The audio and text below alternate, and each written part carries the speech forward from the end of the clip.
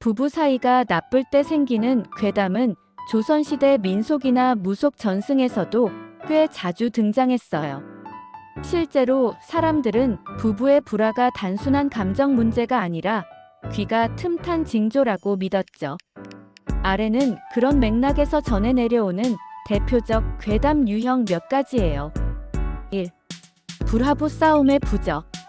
옛날 한양 서쪽 끝자락에 장씨 부부가 살고 있었다. 겉보기엔 단정한 부부였지만 이상하게도 해가 바뀔 때마다 말다툼이 잦아지고 하루가 멀다 하고 접시가 깨지는 소리가 그 집에서 났다. 이웃들은 수군댔다. 저 집 작년에 무당이 부적을 잘못 써줬다더라. 아니지, 부부 사이에 귀가 낀 거래.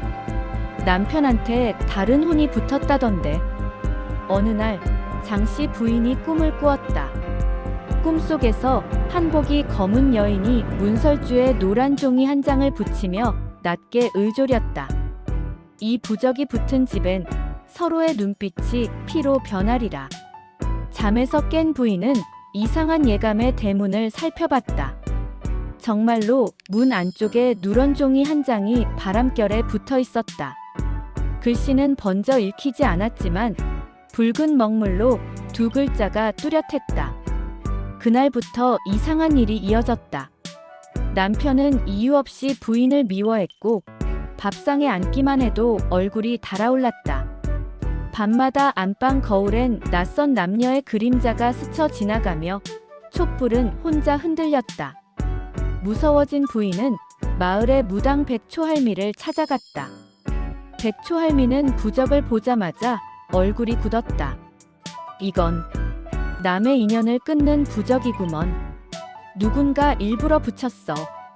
이대로 두면 부부 중 하나는 피를 토하고 죽을 거야.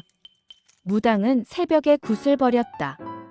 촛불 2개를 세워놓고 주문을 외우며 붉은 실을 태웠다.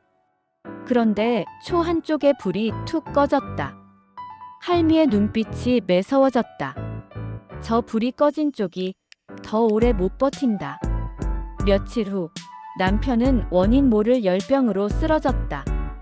그의 손목에서는 불에 그을린 실 조각이 떨어져 있었다. 그날 밤 부인은 울부짖으며 꺼진 초를 붙잡고 불을 되살리려 했지만 초심은 이미 사라지고 없었다. 무당은 조용히 속삭였다. 인연이 다한 게 아니야. 누군가 그 인연을 빼앗은 거지. 그 뒤로도 그 집 대문 앞에서는 밤마다 종이 부적이 슥슥 바람에 흔들리는 소리가 들렸다. 누런 종이는 사라지지 않았고 그 집은 사람들의 입에 부부불화가 귀를 부른 집이라 불리게 되었다고 한다. 거울 속 다른 부부. 장씨 남편이 죽은 지 석 달째 되던 밤이었다. 부인은 여전히 남편의 영정 앞에 밥을 차려두고 매일같이 눈물로 하루를 보냈다. 그런데 이상하게도 영정 뒤편 벽에 걸린 청동 거울이 자꾸만 희미하게 흔들렸다. 마치 누군가 그 속에서 숨을 쉬는 듯이. 처음엔 바람 탓이라 여겼지만 밤마다 거울 속에 남편의 뒷모습이 비치고 그 곁엔 알 수 없는 여인의 형체가 서 있었다. 그 여인은 부인의 얼굴과 닮았으되 눈빛만은 차디차게 식어 있었다. 하루는 부인이 용기를 내어 거울에 대고 물었다. 누구시오? 대체 내 남편 곁에 왜 서 있는 것이오? 거울 속 여인이 느릿하게 입을 열었다. 나는 내가 잊은 이름이야. 그가 처음 맺으려 했던 인연이지.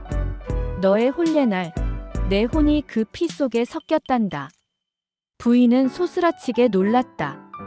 옛 이야기처럼 남편이 첫사랑을 잃은 채 혼인했다는 소문이 떠올랐다. 그 여인은 병으로 죽었다 했는데 그때 무당이 남편의 이름으로 인연 부적을 써붙였다 했다. 그 부적이 바로 불합으로 변한 것이었다. 그날 이후 부인은 거울을 천으로 덮어두었지만 밤만 되면 천 아래서 여자의 울음소리가 새어나왔다.